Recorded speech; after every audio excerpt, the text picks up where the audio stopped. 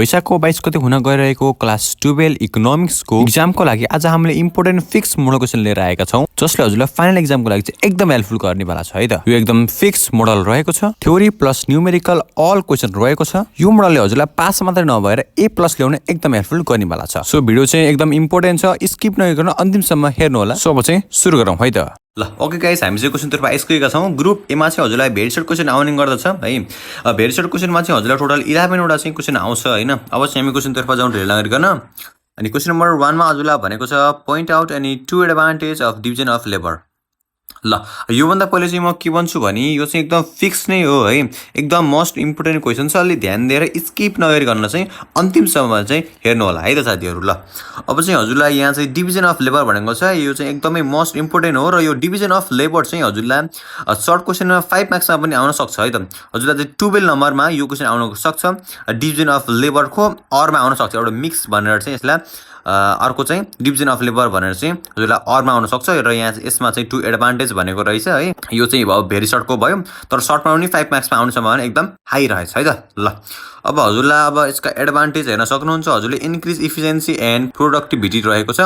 अब यसको एक्सप्लेन चाहिँ गर्नु पर्दैन है, यहाँ चाहिँ एक्सप्लेन पनि गरेको रहेछ हैन, किनभने 1 मार्क्सको लागि एक्सप्लेन गर्न चाहिँ पर्दैन है त। सिधै हजुरले पोइन्ट लेख्दै हुन्छ है त। टाइम एन्ड कस्ट सेभिङ है त, यति दुईटा हजुरले पोइन्ट लेख्दै मात्रै हुन्छ है, हजुरले एक्सप्लेन गर्न चाहिँ पर्दैन। ल क्वेशन नम्बर 2 मा जाउँ हामी ढिल नगरिकन। क्वेशन नम्बर 2 मा चाहिँ हजुरले एउटा चाहिँ न्यूमेरिकल सिम्पल न्यूमेरिकल सोधेको रहेछ। If a seller sell 10 pairs of pen at price 100 then find TR भन्यो हैन। टोटल रेभेन्यू निकाल्न भन्यो। ल टोटल रेभेन्यू निकालम, हजुरलाई चाहिँ क्वान्टिटी कति दिएको छ 10 पिस दिएको छ भनेपछि प्राइस चाहिँ कति भनेको छ हजुरलाई 100 भनेको छ है त। अब ल जिकम अब चाहिँ हामीले टोटल रेभेन्यू जुगिङ। टोटल रेभेन्यूको हजुरलाई अब टोटल रेभेन्यूको फर्मुला के हो भन्दाखेरि P into Q हैन। P into Q भनेपछि TR 100 भनेको हजुरको P भयो भने 10 भनेको Q भयो। 100 into 10 गर्दाखेरि 1000 भयो। हजुरको यही नै आयो एन्सर है त। 1 मार्क्स पाइसक्नु भयो, यति सजिलो छ एन्सर है त, एकदम सजिलो हुन्छ नै। ल अब चाहिँ क्रेडिटको बारेमा सोधेछ, क्रेडिट क्रिएसन भएको बारेमा सोधेको छ। अनि यो चाहिँ के हो भन्दाखेरि यसको चाहिँ सोलुसन लेख्नु पर्ने हुन्छ। यदि लामो चाहिँ लेख्नु पर्दैन है हजुर, यति लामो चाहिँ लेख्नु पर्दैन। यहाँ चाहिँ मैले अलि लङ नै दिएको छु, तर यति लङ चाहिँ लेख्नु पर्दैन। Is a process through which commercial bank multiple their deposit and loans, यति लेखेसम्म हुन्छ है त। Credit creations is a process हैन through which commercial bank multiple their deposit and loans, यति लेखे हुन्छ। By keeping a small in यो चाहिँ पर्दैन है त, तलको पर्दैन। यति फुल स्टप लोन पछि फुल स्टप छ भने यतिसम्म लेखे हजुरले 1 मार्क्स इजिली प्राप्त गर्न सक्नुहुन्छ है त। धेरै लङ लेख्ने हैन कि, 1 मार्क्सको लागि किन लङ लेख्ने है। ल अब क्वेशन नम्बर 4 मा चाहिँ हामीले अब एकदमै हामीले चाहिँ अब चाँडो गरेका छौँ, एकदम फास्ट किनभने हजुरको चाहिँ अब एक्जाम आइसक्यो हैन। धेरै अब टाइम त छैन हजुरको हैन, त्यसैले चाहिँ 2 दिन मात्रै छ इकोनोमिक्सको एक्जाम आउन हैन। 1 दिन मात्र ग्याप भएको छ, त्यसैले चाहिँ अब फास्ट टु फास्ट हजुरलाई एकदम धेरै मैले क्वेशन दिनुपर्छ। र यसमा चाहिँ अहिले चाहिँ मैले हजुरलाई यो चाहिँ न्यूमेरिकल छैन, यसमा चाहिँ न्यूमेरिकल छ बट न्यूमेरिकल मात्रै छैन है त। थ्योरी मोस्टली इम्पोर्टेन्ट क्वेशन हो यो। अनि न्यूमेरिकल कुन कुन आउँछन् र न्यूमेरिकल कसरी गर्ने हैन। अनि त्यो न्यूमेरिकलमा हजुरले अब 5 मा 5 8 मा कसरी पाउन सक्नुहुन्छ त्यसको पनि इम्पोर्टेन्ट मैले भिडियो चाहिँ राख्छु हैन। भिडियो चाहिँ लिएर आउनेवाला छु, अनि त्यसैले अब भिडियो हेर्नु होला है त। भिडियो आउँछ न्यूमेरिकलको छुट्टी भिडियो आउँछ। यो चाहिँ अब पुरै न्यूमेरिकल छ यसमा, र मोस्टली चाहिँ यसमा थ्योरीलाई अलि फोकस गरेको छ है त। न्यूमेरिकललाई मैले यसमा धेरै फोकस गरेको छैन, अब थ्योरीलाई धेरै फोकस छ, हेर्नु होला है त। To important of functions of commercial bank central bank भनेको छ। अब हजुरलाई थाहा नै छ सेन्ट्रल बैंक भनेको कति इम्पोर्टेन्ट हो। अब हजुर यदि ग्रेड 10 मा क्लास 10 मा पनि हजुरले अब इकोनोमिक्सै लिएर पढ्नु भएको छ भने सेन्ट्रल बैंक र कमर्सियल बैंक भनेको कति इम्पोर्टेन्ट क्वेशन हो भने हजुरलाई थाहा नै होला है त। ग्रेड 10 मा चाहिँ हजुरलाई 8 मार्क्समा सोधिन्थ्यो भने ग्रेड 12 मा चाहिँ हजुरलाई 5 मार्क्समा चाहिँ सोधिने गर्दछ है त। अनि यो चाहिँ कि कमर्सियल बैंक कि सेन्ट्रल बैंकले हजुरलाई चाहिँ 5 मार्क्समा चाहिँ 100 मा 100% सोधिने क्वेशन हो है त। फिक्समा फिक्स क्वेशन हो, एकदम मोस्टली इम्पोर्टेन्ट। 5 मार्क्समा चाहिँ सोधिन्छ है त। र यसमा चाहिँ फङ्सनको बारेमा भनेको छ, फङ्सन हेर्न सक्नुहुन्छ। मोनोपोली अफ नोट इस्यु छ अर्को छ bankers of the government, bankers to the government. Explain गर्नु पर्दैन, पोइन्ट मात्र 2टा पोइन्ट लेखिदिए मात्रै हुन्छ है। क्वेशन नम्बर 5 मा जाम। क्वेशन नम्बर 5 मा हजुरलाई अब्सोल्युट प्रोपर्टीको बारेमा भनेको रहेछ। Absolute property is refers to a condition where a person lack the minimum basic resources required for physical survival such as food, clean cloth etcetera it is measures food clean water shelter and cloth यतिसम्म लेख्दै हुन्छ है त यतिसम्म जुन क्लोथिङसम्म नि यतिसम्म फ्लिस्टिप लागेको छ यतिसम्म हजुरले लेख्दै हुन्छ है त ल अब हामी जाम क्वेसन नम्बर 6 तर्फ क्वेसन नम्बर 6 मा चाहिँ हजुरलाई रेमिटेन्सको बारेमा भनेको छ रेमिटेन्स भनेको त हजुरलाई थाहा नै छ होला हजुरलाई सोशलमा पनि आउने क्वेसन हो यो चाहिँ हैन रेमिटेन्स भनेको चाहिँ नेपालीमा चाहिँ यसलाई विश्लेषण भनिन्छ जुन विदेशबाट पठाएको पैसाला भनिन्छ है त ल रेमिटेन्स भनेको चाहिँ के हो रेमिटेन्स त हजुरलाई सोशलमा पनि आउँछ इकोनोमिक्समा 10 मा 11 मा सबैमा आउँछ है त इम्पोर्टेन्ट छ यो यसमा लङमा त यो आउँदैन यस्तै सर्टमा आउने हो यो remittance refers to the transfer of money obtained in the form of foreign currency है त अनि sent by migrant workers back to their home country to support their families or make investment र यो चाहिँ हजुरले आफ्नै भाषामा पनि मिलाएर लेख्न सक्नुहुन्छ यसमा जस्तो त्यही कपी गर्नुपर्छ भन्ने चाहिँ छैन रेमिटेन्सको बारेमा हजुरलाई जे हजुरले जान्नु भएको छ त्यही नै हजुरले लेखे हुन्छ है त यो चाहिँ हजुरलाई डेली लाइफमा पनि चाहिने कुरा हो क्या है ल क्वेसन नम्बर 7 मा जाउँ र यो रेमिटेन्स चाहिँ सर्टमा चाहिँ एकदम आउँछ है भेरी सर्टमा चाहिँ एकदम मोस्ट इम्पोर्टेन्ट छ ल क्वेसन नम्बर 7 मा जाउँ क्वेसन नम्बर 7 मा when was developing planning start in Nepal यसमा चाहिँ यो डेभलपिङ प्लानिङको चाहिँ हजुरलाई लङमा आउने सम्भावना एकदम हाई रहन्छ र सर्टमा पनि हजुरलाई भेरी सर्टमा पनि आएको रहेछ र सर्टमा 5 मार्क्समा चाहिँ यो त्यस्तो आउँदैन लङमा आउने सम्भावना चाहिँ हाई रहन्छ है त ल development planning of Nepal started in year 1956 AD with the implementation of the first 5 years plan 2013 to 2018 BS भनेर यति हजुरले लेख्दै हुन्छ स्टार्टिङको चाहिँ कहिले भएको यति लेख्दै हुन्छ हैन ल अब चाहिँ ढिलो नगर्ने क्वेसन त 8 तर्फ जाउँ अब हामीले छिटछिट गरिरहेका छौं किनभने हजुरको टाइम छैन है त्यसैले ल how many sustainable development goals SDGs and target of SDGs are there भनेको छ र कतिवटा चाहिँ सस्टेनेबल गोल डेभलपमेन्ट्स रहेको छ भनेको छ यसमा चाहिँ हजुरलाई चाहिँ 17 लेख्नु पर्ने हुन्छ है यो 17 सस्टेनेबल डेभलपमेन्ट गोल्सहरुमा रहेको छ एन्ड 169 चाहिँ टार्गेट रहेको छ हैन 169 टार्गेट्स रहेको छ डिफाइन 2030 सम्म है त ल यति हजुरले युनाइटेड नेसन यति लेख्दै हुन्छ है ल हाउ मेनी भएको छ 17 सस्टेनेबल डेभलपमेन्ट यति लेख्दै पनि हुन्छ अरु एक्सप्लेन गर्न पनि पर्दैन 1 मार्क्स को लागि है ल क्वेशन नम्बर 9 मा जाम क्वेशन नम्बर 9 मा हजुरलाई सोधेको छ meaning of statistics in plural sense भनेको छ स्ट्याटिस्टिक्स को हजुरलाई मिनिङ लेख्नु पर्ने हुन्छ यसको चाहिँ के भन्दा numerical fact or data collect in a systematic manner for a specific purpose यति लेख्दै हुन्छ specific purpose population and population data or production data यतिसम्म लेख्दै हुन्छ है त विचारेर चाहिँ लेख्न पर्दैन हल्का मिलाएर थोरै 1-2 लाइन सम्म लेख्दै मिल्छ है त ल अब चाहिँ हामी क्वेशन नम्बर 10 मा जाउँ 10 मा चाहिँ हजुरलाई सेकेन्डरी डाटाको बारेमा भनेको छ है त सेकेन्डरी डाटा भनेको चाहिँ के हो भनेको छ ल अब बुझौँ है त सेकेन्डरी डाटा भनेको के रहेछ secondary data refers to data has already been collect and processed by someone either or another organizations यति लेख्दै हुन्छ अनि एक्जाम्पल भनेको छ केही लेख्नु पर्दैन यतिसम्म another organization सम्म लेख्दै हुन्छ है त यो 2 लाइनको रहेछ 2 लाइनको यति लेख्दै हुन्छ धेरै लेख्नु पर्दैन यहाँ चाहिँ धेरै आएको छ लेख्नु पर्दैन 2 लाइनको सम्म लेख्दै हुन्छ है त 1 मार्क्सको क्वेशन हो ल र हजुरलाई ल लास्टमा चाहिँ हजुरलाई चाहिँ क्वेशन नम्बर 11 मा चाहिँ हजुरलाई यो चाहिँ find the range of from data भनेको छ र यो चाहिँ लास्ट क्वेशन छ है त भेरी सर्ट क्वेशनको चाहिँ यो लास्ट क्वेशन रहेको छ र यसमा चाहिँ यदि सजिलो छ यो चाहिँ है हेर्नुस् है त हजुरले सबभन्दा ठुलो खोज्ने हो त्यसपछि सबभन्दा सानो खोज्ने हो त्यसलाई माइनस गरेर चाहिँ लेख्ने हो एकदम सजिलो छ है हेर्नुस् लार्ज भ्यालु याल कुन छ सबभन्दा लार्ज यसमा छ हेर्नुस् 20 22 24 26 28 30 32 34 सबभन्दा लार्ज के छ 34 सबभन्दा लार्ज छ अब सबभन्दा स्मल कुन छ त भन्दाखेरि स्मलेस्ट भ्यालु कुन छ त भन्दाखेरि सबभन्दा 20 नै छ है फर्स्टमै छ 20 नै छ हो अब 34 भयो लार्ज अनि 20 भयो स्मल्स भनेपछि 34 माइनस 20 गर्दैपछि एन्सर कति हो 14 यही नै हजुरको एन्सर रहन्छ है त यति सजिलो क्वेशन छ एक्जाममा चाहिँ है त यति सर्ट क्वेशन छ ध्यान दिएर हेर्नु होला है त ल ओके गाइस हामी चाहिँ ग्रुप बी मा आइसकेका छौं सर्ट क्वेशनमा आइसकेका छौं है त जुनमा हजुरलाई 5 मार्क्समा आउने क्वेशन हुन्छन् है त अब यसमा चाहिँ हजुरले अलि धेरै लेख्नु पर्ने हुन्छ एन्सर है त 5 मार्क्समा आउने क्वेशन हुन्छन् र क्वेशन नम्बर 12 मा जाउँ क्वेशन नम्बर 12 मा चाहिँ हजुरलाई explain about the allocation of resources भनेको छ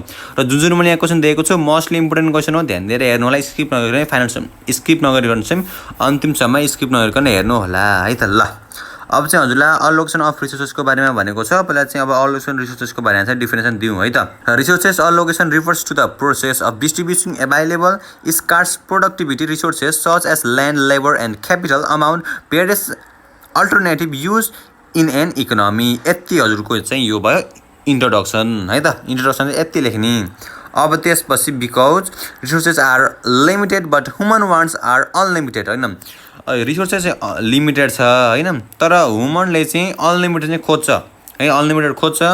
अनि economics must make choice about भनेर चाहिँ हजुरले अनि यहाँ चाहिँ लेख्नुपर्ने हुन्छ what is product and in what qualities लेख्ने। अनि त्यसपछि सेकेन्डमा चाहिँ हजुरले how is product using the most efficient combinations of resources भनेर लेख्ने। अनि त्यसपछि चाहिँ for whoms to product to distribute the output amount member of society भनेर यति लेख्दै हुन्छ है त। र क्वेसन नम्बर 12मा चाहिँ हजुरलाई के फाइदा हुन्छ भने क्वेसन नम्बर 12मा चाहिँ हजुरलाई अरमा क्वेसन आउने गर्छ है त। अरमा हेर्नुहोस् है त, अल्टरनेटिभ अरमा आउँछ र अरमा चाहिँ हजुरलाई what is mix economic system, यो त एकदमै मोस्ट इम्पोर्टेन्ट क्वेसन हो।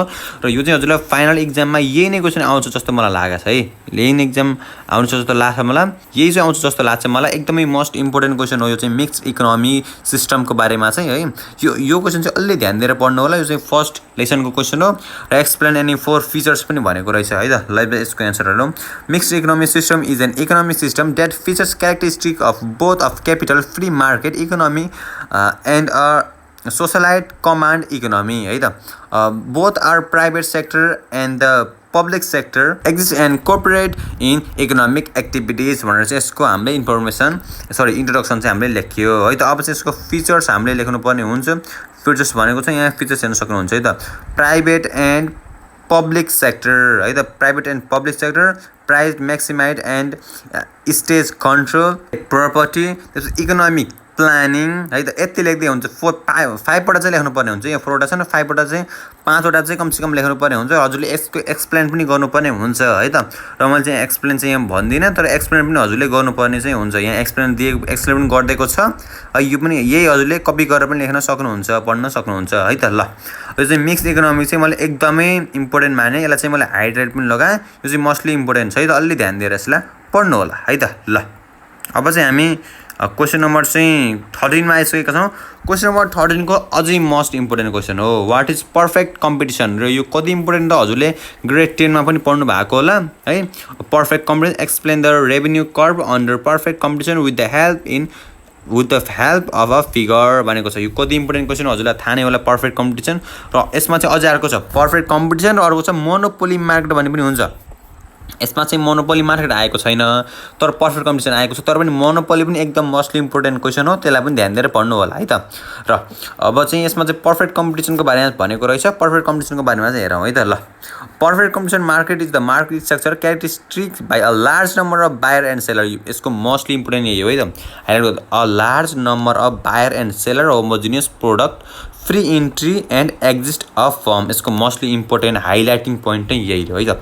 And perfect market information it is अनि in this market individual firm are price takers. यो चाहिँ प्राइस टेकर हो है, प्राइस मेकर धेरै लेखेको चाहिँ प्राइस मेकर हुन्न। यसमा पर्फेक्ट कम्पिटिसनमा प्राइस मेकर हुन्न, प्राइस टेकर हुन्छ है त। ल अब चाहिँ के भनेको छ भन्दाखेरि explain the revenue curve under perfect competition with the help of figures भनेको छ है।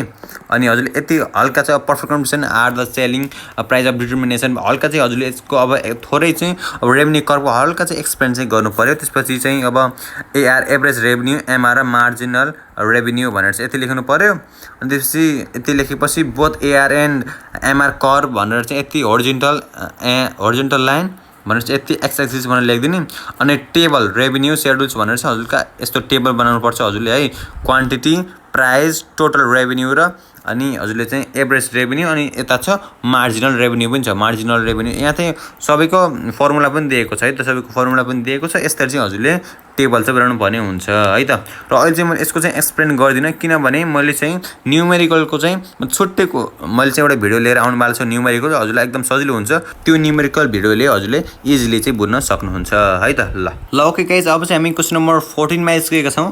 क्वेसन नम्बर 14मा चाहिँ हजुरलाई एउटा न्युमेरिकल दिएको रहेछ। Complete the following table and draw average and marginal revenue कर्भ्स from the complete table भनेको छ हजुरलाई चाहिँ यहाँ कम्प्लिट टेबल बनाऊ र यसको चाहिँ फिगर पनि बनाऊ भनेको रहेछ र यहाँ चाहिँ टेबल यहाँ मैले हेर्न सक्नुहुन्छ हजुरलाई चाहिँ यहाँ चाहिँ प्राइस र क्वान्टिटी र मात्रै दिएको थियो र यसबाट मैले अब टिआर एआर र एमआर चाहिँ तीनटा झिकेको छु हेर्न सक्नुहुन्छ यो एन्सर है र यसको चाहिँ मैले फुल एक्सप्लेन चाहिँ मैले न्युमेरिकल भिडियोमा गरिदिन्छु हजुरले हेर्न सक्नुहुन्छ यो यतिकै नै मैले हेर्न सक्नुहुन्छ है अनि यो मार्जिनल एभरेज रेभेन्यू कर्भको बारेमा पनि एक्सप्लेन दिएको छ यो पनि हेर्न सक्नुहुन्छ है त ल यो चाहिँ मैले अब अर्को भिडियोमा ल्याउँछु यसको सबै न्युमेरिकल चाहिँ मैले अर्को भिडियोमा ल्याउँछु है त क्वेशन नम्बर 15 मा जाउँ हामी अब क्वेशन नम्बर 15 मा चाहिँ हजुरलाई how average variable cost curve is derived भनेको छ कसरी चाहिँ डिराइभ्ड हुन्छ भनेको छ अनि एक्सप्लेन पनि गर भनेको छ अब चाहिँ variable cost curve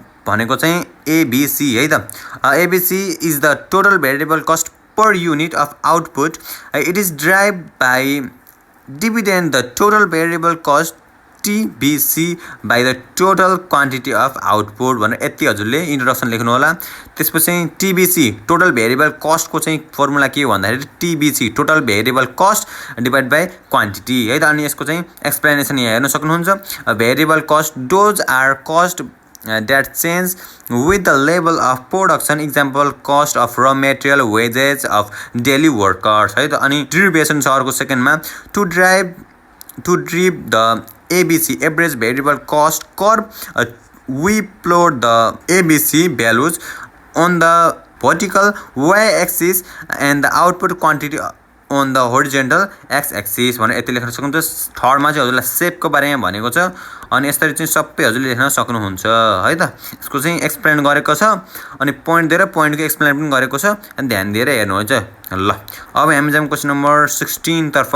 question number 16 चाहिँ एकदम इम्पोर्टेन्ट क्वेशन रहेको छ 5 फंक्सन अफ कमर्शियल बैंक भनेको छ र यहाँ चाहिँ कमर्शियल बैंक आएको रहेछ कमर्शियल दुईटा इम्पोर्टेन्ट हुन्छ है त एउटा कमर्शियल बैंक र अर्को चाहिँ सेन्ट्रल बैंक है त हजुरले ग्रेड 10 मा पढ्नु भएको छ भने ग्रेड 10 मा अकाउन्टमा पनि थियो र यो चाहिँ इकोनोमिक्समा दुईटैमा भएको क्वेशन हो एकदम मोस्ट इम्पोर्टेन्ट छ अनि 10 मा चाहिँ 8 मार्क्समा आउँथ्यो भने अहिले चाहिँ 5 मार्क्समा आएको छ है त हजुरलाई 5 मार्क्समा सोध्छ कि सेन्ट्रल बैंकको बारेमा आउँछ कि कमर्शियल बैंकको बारेमा आउँछ है त ल अब जेमा आए पनि हजुरले बुझ्नु त पर्यो गर्नु पर्यो एकदम मोस्ट इम्पोर्टेन्ट छ आउँछ नि है त फेरि आउँछ नि आउँदैन भनेर चाहिँ यतिकै छोड्दिने हैन फिक्स क्वेशन मैले भनेको छु नि त्यसैले आउँछ है र कमर्शियल बैंकको चाहिँ लेखौँ पहिला commercial bank are financial institution that accept deposit and provide loans to generate profit the 5 primary function include मैले चाहिँ यसको धेरै किन लेखेको छैन भने हजुरले चाहिँ थाहै नै होला किनभने यो कतिको इम्पोर्टेन्ट क्वेशन हो धेरैलाई थाहा नै छ त्यसैले चाहिँ हजुरले पढिसक्नु भएको छ होला अनि यसको चाहिँ यहाँ फंक्सन्सहरु यहाँ दिएको छ एक्सेप्ट डिपोजिट अनि एडभान्स एन्ड लोन अनि डिस्काउन्ट बिल अफ एक्सचेन्ज अनि एक्युरेसी फंक्सन्स र क्रेडिट क्रिएसन्स अनि यति चाहिँ हजुरलाई 5 पल्ट चाहिँ यहाँ पोइन्ट दिएको छ है त 5 पल्ट भन्दा धेरै पोइन्ट हजुरले लेख्नु पर्दैन र यसको चाहिँ हल्का हजुरले हल्का धेरै पनि पर्दैन है त हल्का यसको चाहिँ एक्सप्लेन पनि गर्नु होला है हल्का हजुरले एक्सप्लेन पनि गर्नुपर्ने हुन्छ किनभने अब 5 मार्क्सको क्वेशन हो एक्सप्लेन नगरिकन हुँदैन हल्का एक्सप्लेन गर्नु होला मार्क्स चाहिँ एकदमै पाइन्छ यसबाट है धेरै एक्सप्लेन गर्नु पर्दैन यो हो एकदम मोस्टली इम्पोर्टेन्ट छ अलि ध्यान दिएर पढ्नु होला ल अब हामी जाउँ क्वेशन नम्बर 17 तर्फ क्वेशन नम्बर 17 मा हजुरलाई प्रोपर्टी रिड्युसन बाट आएको छ है त explain the measures of property reducing बाट हजुरलाई आएको छ ल सल्भ गरौँ property reducing required a combination of economic growth social welfare political and target programmes भनेको छ अनि द मेन मेजर इन्क्लुड भनेर चाहिँ हजुरलाई यहाँ पोइन्ट लेख्नु पर्ने हुन्छ त पोइन्टमा economic growth and employment generation अनि हजुरलाई सेकेन्डमा ह्युमन क्यापिटल डेभलपमेन्ट अनि थर्डमा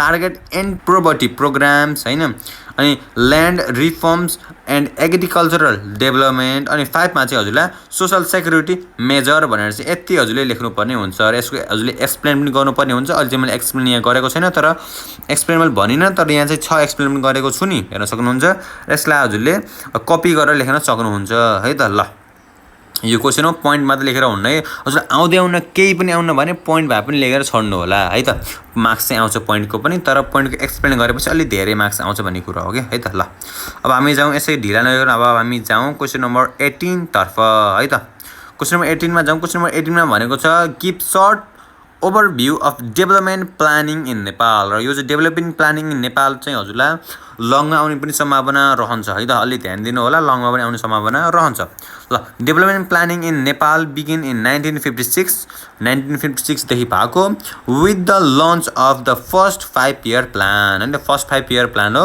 अनि over the detected Nepal has moved from infrastructure building to economic verifications, property elevation and sustainable development goals मा हजुरले लेख्न सक्नुहुन्छ अनि इन्टरडियर पिरियड भनेर चाहिँ 1956 देखि 1980 सम्म अनि यसमा चाहिँ हजुरलाई यहाँ पोइन्ट दिएको छ है पोइन्ट दिएको छ यहाँ तीनवटा यसको पनि हजुरले एक्सप्लेन गर्नु होला है त ल अब हामी जाउँ क्वेशन नम्बर 19 तर्फ है क्वेशन नम्बर 19 मा चाहिँ हजुरलाई यहाँ दिएको छ एउटा चाहिँ क्याल्कुलेट द मोड हजुरलाई चाहिँ क्वेशन नम्बर 19 मा यहाँ हेर्न सक्नुहुन्छ र यहाँ चाहिँ हजुरलाई चाहिँ लेस पेयर र प्यासिभ मेथडबाट दिन्छ दुईटा दिन्छ न अरमा आउँछ है त यो चाहिँ क्वेशन नम्बर 19 को चाहिँ हजुरलाई अरमा आउँछन् है र यसलाई हजुरले टेन्सन गर्नु पर्दैन किनभने अरमा आएको क्वेशन चाहिँ हजुरले लेख्न सक्नुहुन्छ र यो कुन कुन क्वेशन आउँछन् अरमा है त्यो चाहिँ मैले हजुरलाई भन्दिने छु र यहाँ चाहिँ हजुरलाई लेस पेयर र प्यासिभ पनि आएको छ यो आउँछ है लेस पेयर प्यासिभ एकदम मोस्ट इम्पोर्टेन्ट हो र माथिको जुन मोड छ त्यो चाहिँ हजुरले नगर्नु होला यही गर्नु होला र चाहिँ कसरी गर्ने यसको चाहिँ मैले भिडियो लिएर आउने छु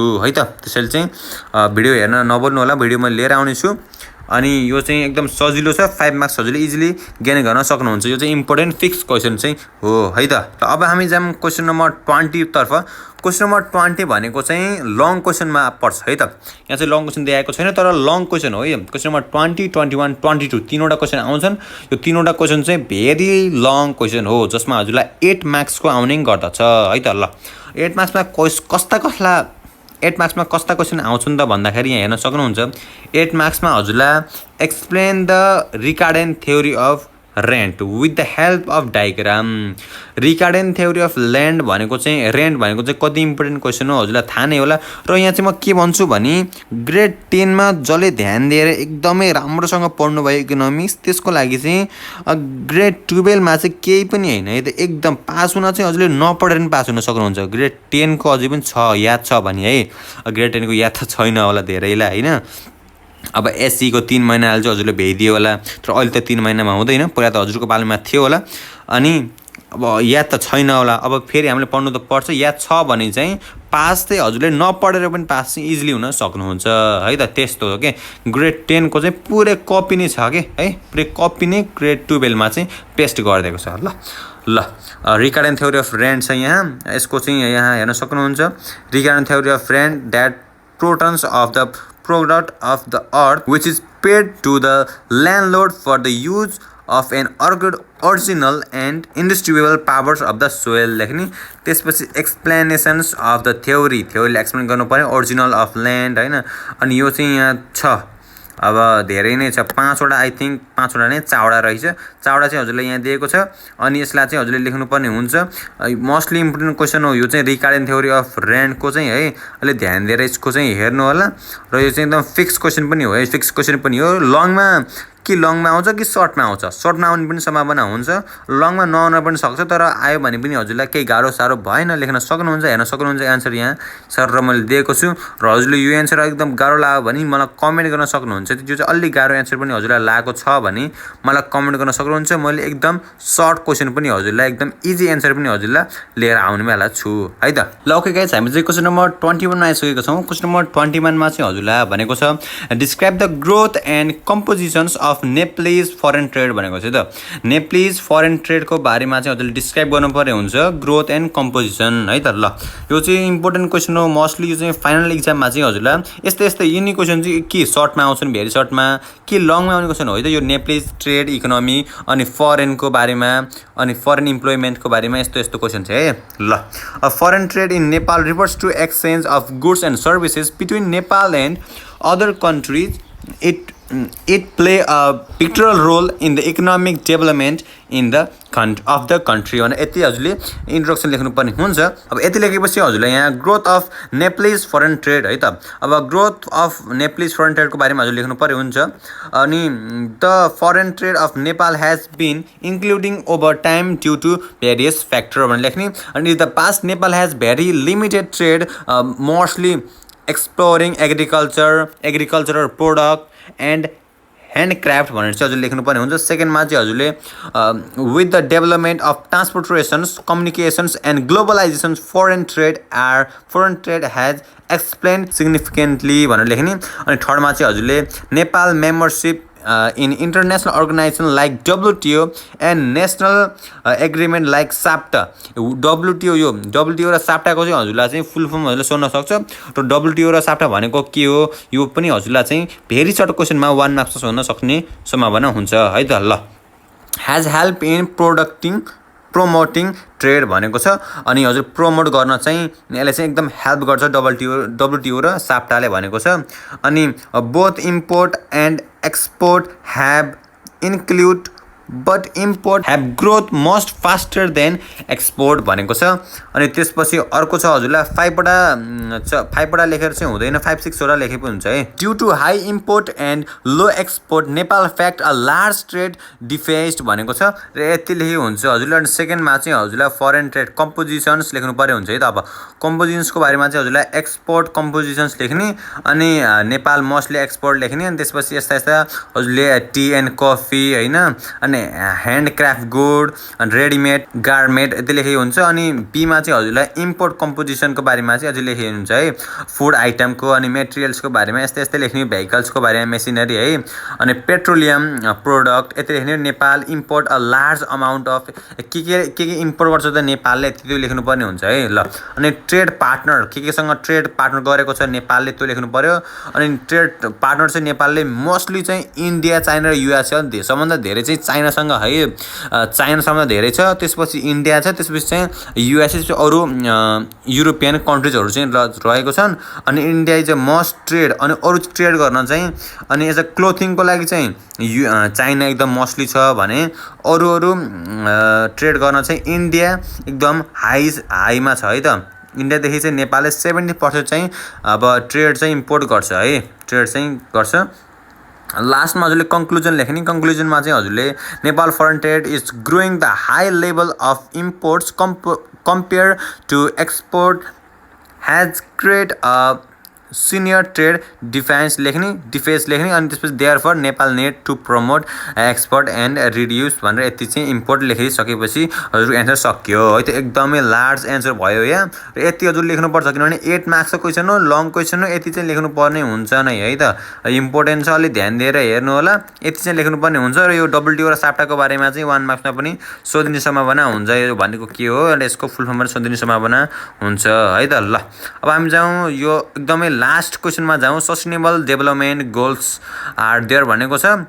SDGs of the United Nation भनेको छ। यो चाहिँ मोस्ट इम्पोर्टेन्ट क्वेसन छ र यो चाहिँ मैले हजुरलाई भनेको थिएँ भेटसर्टको दिँदाखेरि यो चाहिँ कि सर्टमा भेटसर्टमा आउँछ कि लङमा आउँछ भनेको थिएँ। हेर्नुहोस् यो लङमा आएको छ नि, यहाँ हेर्न सक्नुहुन्छ लङमा आएको छ र यो लङमा हजुरले लेख्नुपर्ने हुन्छ। एकदमै लङ छ यसको एन्सर है, एकदम लङ छ। The United Nation 17 sustainable development goals SDGs 2015 among to achieve them 2030 a global development भनेर चाहिँ 9 SDGs भनेको चाहिँ सस्टेनेबल डेभलपमेन्ट गोल्स हो है। अनि त्यसपछि यहाँ के छ 9वटा चाहिँ यहाँ दिएको छ हेर्नु। No poverty, zero hungers, quality education, gender equality, clean water and sanitations भनेर यस्ता चाहिँ 9वटा चाहिँ यहाँ दिएको छ। यति हजुर लेख्नुपर्ने हुन्छ र हजुरले यसको एक्सप्लेन पनि गर्न सक्नुहुन्छ है त। यसको एक्सप्लेन पनि गर्न सक्नुहुन्छ। एक्सप्लेन हजुरलाई आउँदैन भने यति 0.9-10वटा पोइन्ट लेख्दै छोड्न पनि सक्नुहुन्छ। र लास्टमा चाहिँ हजुरले कन्क्लुजन लेख्न नबिर्सिनु होला किनकि कन्क्लुजनको हजुरले 1 मार्क्स चाहिँ पाउनुहुन्छ र एकदम टिचरले हेर्ने इम्प्याक्ट पनि एकदम बढ्छ कि है कन्क्लुजन लेखेपछि। The SDGs aim to inquire sustainable economic growth, social include and environmental production for all countries by 2030 यति लेख्दै हुन्छ। कन्क्लुजन त धेरै लेख्ने होइन, 1-2 लाइन जति लेखेको हुन्छ। यति लेखेपछि हजुरको एन्सर पनि सकिन्छ क्वेसन नम्बर 22 को है त। ल यसरी चाहिँ हजुरले क्वेसन लेख्नुपर्ने हुन्छ। र ल आज चाहिँ मैले हजुरलाई क्लास 12 को इकोनोमिक्स क्वेसन फाइनल एक्जाममा आउने चाहिँ mostly important theory plus numerical question चाहिँ हजुरलाई बताएँ। हजुरलाई कस्तो लाग्यो यो क्वेसन? यदि राम्रो लागेमा लाइक कमेन्ट सेयर गर्न नभुल्नु होला र च्यानलमा चाहिँ च्यानल सब्स्क्राइब गर्न पनि नभुल्नु होला। र न्युमेरिकलको मैले छुट्टै भिडियो लिएर आउने बेला छ हजुरले एक्सप्लेन राम्रोसँग मैले गरिदिनेवाला छु त्यसको टेन्सन हजुरले गर्नु पर्दैन अब एक्जाम आइसकेको छ यही क्वेसन हजुरलाई मोस्टली इम्पोर्टेन्ट हुन पुग्छ कपी गरेर चाहिँ हजुरले एन्सर लेख्न सक्नुहुन्छ है त एक्जाममा पनि यही नै सेम हजुरले लेख्न सक्नुहुन्छ त्यस्तो खालको यो एन्सर रहेको छ है त सो आजको लागि यति नै हस्त बाई बाई हजुरलाई यदि केही गाह्रो साह्रो छ भने मलाई कमेन्ट बक्समा पनि कमेन्ट गर्न सक्नुहुन्छ है त हस्त बाई